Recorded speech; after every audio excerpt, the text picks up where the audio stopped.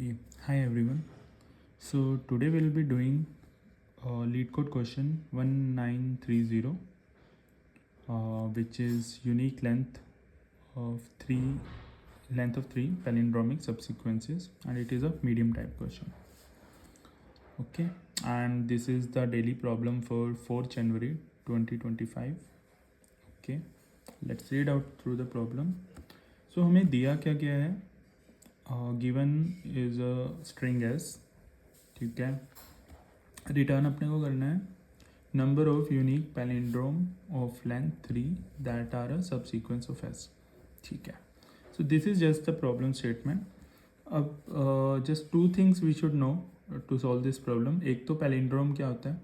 Palindrome I think every one of you will be well versed कि कोई भी string को फ्रंट से और एंड से जो कि सेम पढ़ते हैं, that is a palindrome, right. For example A B A if you will read it, या तो स्टार्ट से रीड करें या एंड से रीड करें, है ना. ए बी ए सेम ही है, करेक्ट. ए ट्रिपल ए सी ए. सो इस तरह की स्ट्रिंग्स हमारी पैलिंड्रोम होंगी. एंड सब sequence of any string is जो कि कोई भी सब स्ट्रिंग अगर एस में से बने in which order of the characters remain same, that is kind of a subsequence. For example अगर हम ये स्ट्रिंग देखें A B C D E, है ना, तो इसके अंदर से सब सीक्वेंस क्या बन सकते हैं. ए बी सी बन सकता है, बी सी डी बन सकता है, सी डी ई बन सकता है, ए सी डी बन सकता है, ए डी ई बन सकता है. बेसिकली मल्टीपल सब सीक्वेंस, ये तो मैंने 3 लेंथ के बताए, और मल्टीपल बन सकते हैं. जस्ट उन करेक्टर्स का सीक्वेंस सेम होना चाहिए. कोई भी करेक्टर इसमें से डिलीट कर सकते हैं and remaining characters same sequence में जब ऐड करेंगे, दैट इज़ अ सब सीक्वेंस. ठीक है. अब हमें ये दो चीज़ें क्लियर हो गई हैं. तो अपने को एक स्ट्रिंग दिया हुआ है, नंबर ऑफ यूनिक पैलिंड्रोम्स बताने हैं लेंथ 3 के इन दैट आर सब sequences of S. So many of you might think कि क्योंकि हमें सब सीक्वेंस दिया गया ना, पूछा गया सॉरी, तो ये डीपी का प्रॉब्लम होगा. क्योंकि डीपी सब सीक्वेंस के हमने देखा है बहुत सारे डीपी के प्रॉब्लम बनते हैं. ठीक है. तो पहले तो ये देखना पड़ेगा कि डीपी की रिक्वायरमेंट्स क्या होती है. कोई भी क्वेश्चन अगर डीपी का है तो उसके लिए 2 कंडीशंस होती है ना. या तो हमें कोई चॉइस दी हो, है ना, कि ये क्वेश्चन ये पर्टिकुलर एलिमेंट ले सकते हैं नहीं, जो कि सब सीक्वेंस में है ना. तो for example when we are creating a subsequence out of string s, तो हमारे पास मल्टीपल कैरेक्टर्स हैं, let's say a B C D E है. तो इसमें सब सीक्वेंस बनाने के लिए या तो हम ए को लेंगे सब सीक्वेंस में या तो नहीं लेंगे. बी को विल टेक और नॉट टेक, सी को विल टेक और नॉट टेक. तो हमारे पास चॉइस है, करेक्ट, सब सीक्वेंस बनाने के लिए किस करेक्टर को लेना है या नहीं लेना. तो चॉइस वाला क्राइटेरिया तो करेक्ट है. ठीक है. डीपी का सेकंड क्राइटेरिया क्या होता है, कुछ ऑप्टिमल अपने को निकालना हो, जैसे कि मैक्स निकालना है, मिन निकालना है, या सच थिंग्स कि इसके मल्टीपल आंसर्स हैं. आपको मैक्स कितना हो सकता है, मिन कितना हो सकता है ना, एवरेज. तो उस तरीके का या तो अपने को ऑप्टिमल आंसर देना हो, क्या वो है हमारे केस में. तो हमें तो यहाँ पे काउंट करना है कि number of unique palindromes of length 3 that are subsequence. तो ये हमें पता है कि ये नंबर जो फिक्स रहने वाला है कि उतने पैलिंड्रोम बनेंगे लेंथ 3 के, तो उतने ही बनेंगे. ऐसा नहीं है कि उसके मैक्स या मिन कुछ हो सके. तो ऑप्टिमल वाला क्राइटेरिया अपना यहाँ पे कैंसिल हो सकता है, हो जाएगा. इस कारण से डीपी इसमें नहीं लगेगी, करेक्ट, क्योंकि ऑप्टिमल वाला क्राइटेरिया नहीं है. हाँ, बट चॉइस है तो इसमें रिकर्जन लगेगा, रिकर्जन से हो जाएगा. आप चॉइस लेंगे कि इसको पहले रिकर्जन वाले लूप में, okay, we can take a और not, then go to the second b और नॉट, सी और नॉट. सो रिकर्जन से हो जाएगा. बट उसको फिर हम बेसिकली मेमोजाइज कर, मतलब एक it's not optimal to use T P और है इन शॉर्ट.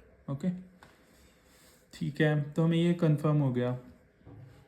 ये मैंने इसलिए बताया क्योंकि सब सीक्वेंस देखते ही बहुत सारे लोगों को लगता है कि ये डीपी का क्वेश्चन है, जो कि हमेशा ट्रू नहीं है.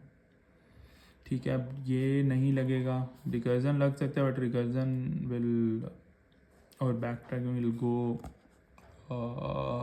अपनी टाइम कॉम्प्लेक्सिटी, बिकॉज इसकी रेंज जो दी गई है it's 10 to the power 5, which I believe will go time limit exceed with this. तो क्या कर सकते हैं? तो let's look into the problem कि हमें प्रॉब्लम में क्या हिंट दिया गया ना. तो यहाँ पे इन्होंने दिया है कि पैलिंड्रोम ऑफ लेंथ 3, सिर्फ 3 लेंथ का पैलिंड्रोम पूछा है. ठीक है, कुछ सोच के ही पूछा होगा. 3 लेंथ ही क्यों पूछा है? 5 पूछ सकते थे, 7 पूछ सकते थे. तो 3, अच्छा तो यहाँ पे हमें क्लिक करना चाहिए कि 3 क्यों पूछा है. यूनिक पैलिंड्रोम जो length 3 in a subsequence of s, है ना. तो if we look into the definition of palindrome, तो it is same when start से पढ़ेंगे या एंड से पढ़ेंगे सेम आएगा. फॉर एग्जांपल अगर हम ए का केस लेते हैं ना, तो पैलिंड्रोम ऑफ लेंथ 3 में हमें सिर्फ ये चेक करना है कि स्टार्टिंग कैरेक्टर और एंडिंग कैरेक्टर सेम है या नहीं. बीच का कुछ भी हो वो हमेशा पैलिंड्रोम होगा. तो सिर्फ ये कंडीशन अपनी चेक होगी लेंथ 3 में. बाकी लेंथ के पैलिंड्रोम्स में ऐसा हमेशा नहीं होगा, बट 3 लेंथ में हमें पता है कि ये होगा. ये दोनों कैरेक्टर्स अगर सेम है तो बीच में एक ही कैरेक्टर बचता है, करेक्ट. तो वो तो कुछ भी हो चलेगा. ठीक है, क्या हम इसको यूज़ कर सकते हैं इस प्रॉब्लम में? Okay, let's see. एंड एक और चीज़ प्रॉब्लम में दी गई है कि string will contain only lower case English characters. Sorry मैं लिखना भूल गया, but that is mention only lower case alphabets. Okay, so now we know कि इसमें से जो भी पैलिंड्रोम्स बनेंगे they have to have starting and ending characters at same, because 3 characters के हैं. एंड क्योंकि सिर्फ लोअर केस अल्फ़ाबेट्स पॉसिबल हैं, तो हमारे पास पैलिंड्रोम्स जो बनेंगे उन पे ये दोनों पोजीशन पे सिर्फ लोअर केस इंग्लिश कैरेक्टर्स आ सकते हैं. और lower case English character alphabets कितने होते हैं? सिर्फ 26 होते हैं. That is 1 to Z, correct. ठीक है, तो आसान हो रहा है. तो यहाँ पे पैलिंड्रोम्स कैसे बन सकते हैं? या तो ए से स्टार्ट होगा, ए से एंड होगा, बीच में कुछ भी आएगा. या तो बी से स्टार्ट होगा, बी से एंड होगा, बीच में कुछ भी आएगा. सी से होगा, सी से एंड होगा, और एंड में जेड से स्टार्ट होगा और जेड से ही एंड हो जाएगा. इतनी तरह के अपने पास बन सकते हैं 26 तरह के. बट काउंट इनका ज़्यादा हो सकता है कि बीच में तो फिर कुछ भी आ सकता है ना. बीच में फिर से 26 कैरेक्टर आ सकते हैं, करेक्ट. तो अगर ध्यान से सोचें, क्योंकि अपने को यूनिक निकालने हैं. हो सकता है कि ये मल्टीपल टाइम्स रिपीट हो, बट अपने को एक ही बार कैलकुलेट करना है. मल्टीपल टाइम्स होता तो हो सकता है कि हम डीपी लगाते हैं इसमें ना, क्योंकि then we have to take out कि फिर वो पूछता कि मैक्सिमम कितने बन सकते हैं, मिनिमम कितने बन सकते हैं, तो वो अपना डीपी लग जाता. लेकिन यहाँ पे इसने क्या पूछा है? Number of unique palindromes in length, and यहाँ पे इसने यूनिक पूछा है.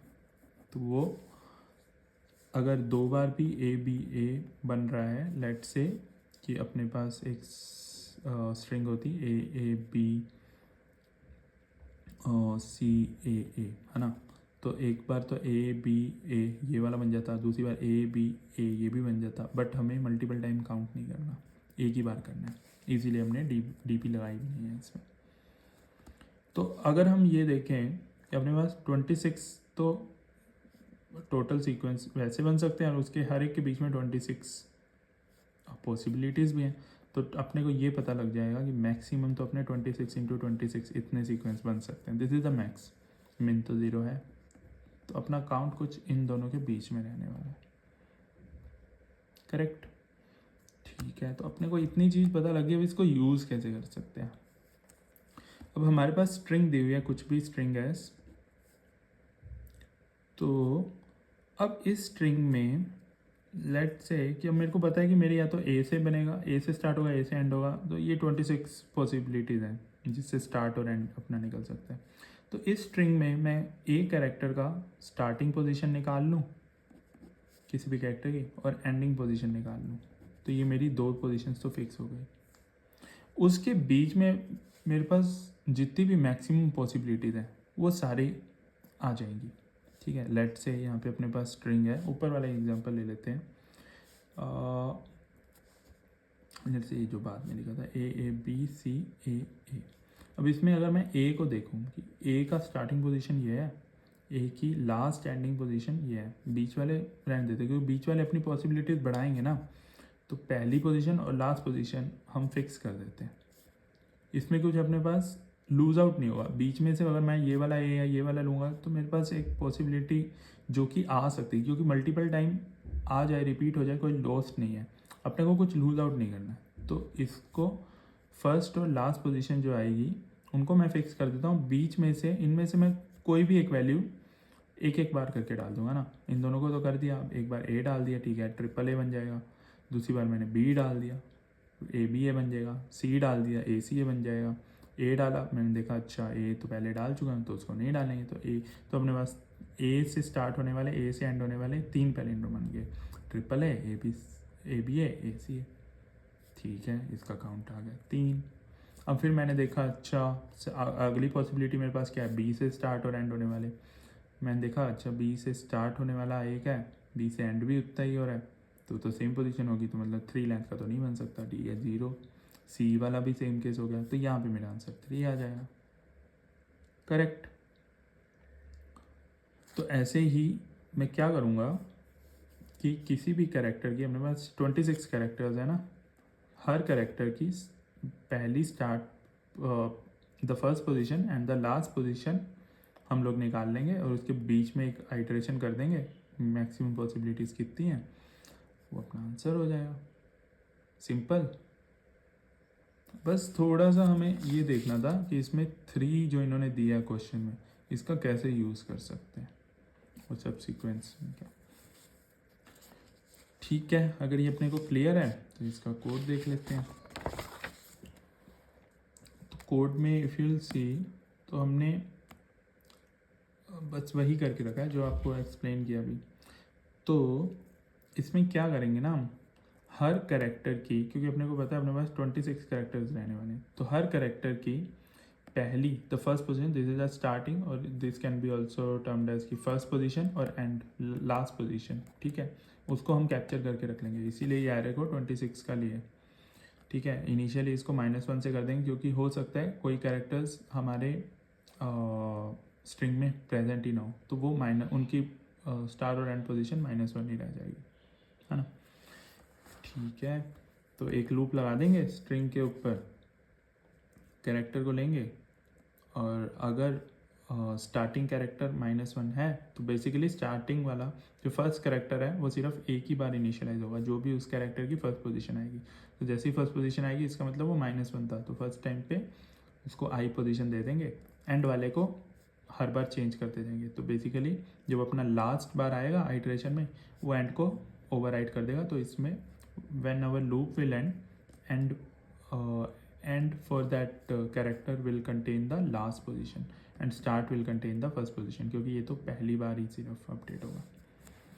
अब अपने पास ये एरे के अंदर फिलअप हो गई हैं वैल्यूज़, हर कैरेक्टर की first and the last position आ गई है ना, और जो प्रेजेंट नहीं है उनकी -1 रह जाएगी, ठीक है। और फर्स्ट और लास्ट पोजीशन आ गई है, अब 26 है अपने पास मैक्सिमम, तो एक लूप लगा देंगे 26 पे, उसकी अगर तो वो कैरेक्टर जो अपने को मिला है उसकी स्टार्टिंग पोजीशन -1 है, इसका मतलब वो प्रेजेंट नहीं है स्ट्रिंग के अंदर, तो अपन कंटिन्यू करेंगे, नेक्स्ट कैरेक्टर पे जाएंगे। लूप में दूसरे कैरेक्टर पे आए तो दूसरे कैरेक्टर की starting position, the left most position क्या होगी, start of I, and right most position क्या होगी, एंड ऑफ आई। तो अपने पास दोनों पोजीशन आ गई। अब उसके बीच में कितने अपने पास डिफरेंट कैरेक्टर्स हैं वो अपन एक सेट बना लेंगे, है ना, ताकि जैसे कि यहाँ पे हमने देखा था ए को ऐड किया, बी को ऐड किया, सी को ऐड किया, ए को, तो ये रिपीट हुआ ना, तो ये सेट बनाएंगे तो it will contain only the different elements, उसमें डुप्लीकेट्स नहीं ऐड होंगे, इसलिए हम एक सेट बना देंगे। ये जो अपनी स्टार्टिंग और एंडिंग पोजीशन है, इसके बीच की जो भी पोजीशन होगी l+1 से r-1 तक, it is less than r, so it will go till r-1, वहाँ तक एक लूप लगा देंगे, कैरेक्टर्स के अंदर ऐड करते जाएंगे। तो एंड में जो भी हमारे सेट का लेंथ होगी, द साइज होगा, that will be added into the answer, है ना, क्योंकि इसमें सिर्फ नॉन डुप्लीकेट्स ही ऐड होंगे, डुप्लीकेट्स रिमूव हो जाएंगे, तो जितना सेट होगा इसके साइज होगा, इसका मतलब उतनी स्ट्रिंग्स अपन बना सकते हैं। तो हर आइटरेशन में आंसर के अंदर अपन ऐड करते जाएंगे, एंड में रिटर्न आंसर कर देंगे। सिंपल।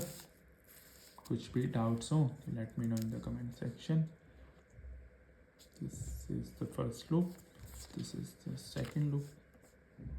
अब यहाँ पे हम एक चीज़ और सोच सकते हैं कि we have made a loop 0 to 26 and every time हम स्टार्टिंग और एंडिंग पोजीशन निकाल के हर बार उसको आइटरेट कर रहे हैं बार बार से, है ना। लेट से ये अपना स्ट्रिंग की लेंथ है, पहले अपने को पूछा है इस पोजीशन के बीच में, दूसरा पूछा इन दो पोजीशंस के बीच में, तो हो सकता है ना कि अपना ये लूप बीच में इंटरसेक्ट कर रहे हो, मतलब ये अपन ने ऑलरेडी एक बार कैलकुलेट कर दिया, बार बार क्यों कर रहे हैं।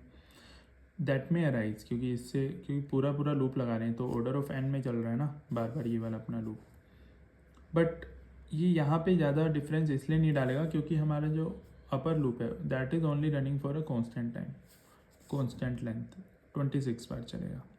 तो उसके अंदर अगर ये बाहर भी कुछ वेरिएबल होता, लेट से एन या एम में होता, तो हमारी कॉम्प्लेक्सिटी बढ़ जाती, एन स्क्वायर या एन इंटू एम में चली जाती। But because this is constant, तो यहाँ पे this is fine to use.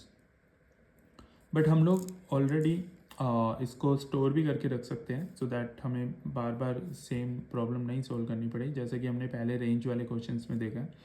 तो लेट से 0 से लेकर किसी भी एक लेंथ तक का स्टोर करके रख लें पहले वैल्यू।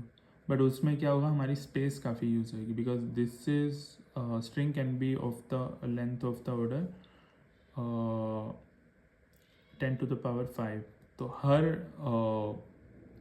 इंडेक्स के लिए हमें 26 करेक्टर्स में कितनी उनके वैल्यूज़ आ गई हैं, तो वो सारा एक एरे ऑफ 26 लेंथ स्टोर करके रखना पड़ेगा। तो our storage will go 10 to the power 5 into 26, which can be a huge storage. And so I think in this particular case if we run a loop every time, because हो सकता है कोई characters हमारे present भी ना हो, तो that should be fine. अगर हमारा लेंथ कुछ ज़्यादा होता तो we could have done this storage. Okay, that's it. Thank you. Let me know if you have any doubts in the comment section. Bye.